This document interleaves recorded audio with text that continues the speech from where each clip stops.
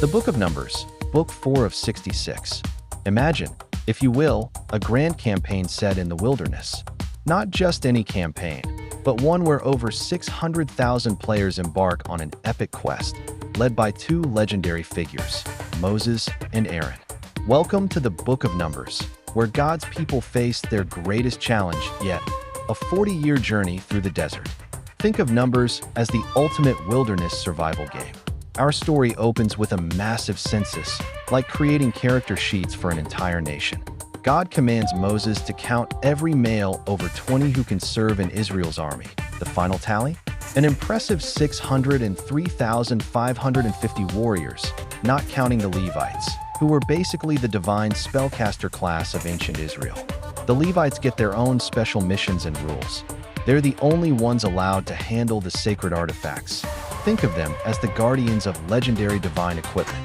They camp in a specific formation around the tabernacle, creating a spiritual barrier between God's presence and the rest of the people. But here's where things get intense. After receiving their quest directives at Mount Sinai, the Israelites begin their journey to the Promised Land. However, like many RPG parties, they face their share of challenges. They complain about the food, the miraculous manna, leading to a plague of quail that becomes both a blessing and a curse.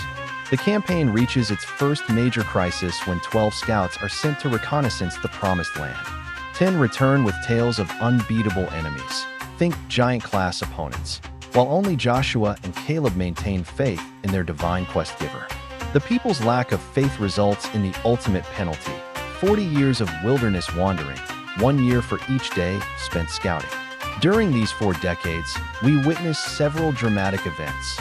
Korah's rebellion, where a group of Levites challenge Moses' leadership authority, only to face divine consequences.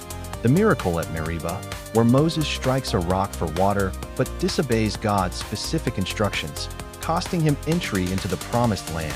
And encounters with various enemy nations, including the fascinating story of Balaam, a prophet for hire who finds himself unable to curse God's blessed people, even with his legendary mount speaking to him. The book concludes with a new generation rising up. A second census reveals 601,730 fighting men, showing how God preserved his people despite their trials.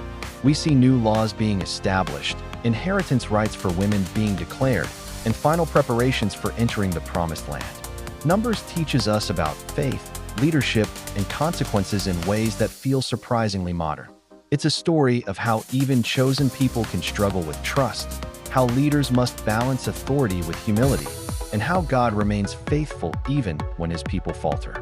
So next time you're reading Numbers, think of it as the ultimate campaign chronicle, complete with character stats, divine interventions, epic battles, and the kind of character development that only 40 years in the wilderness can forge.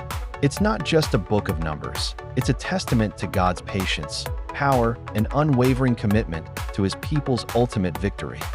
Thank you for watching.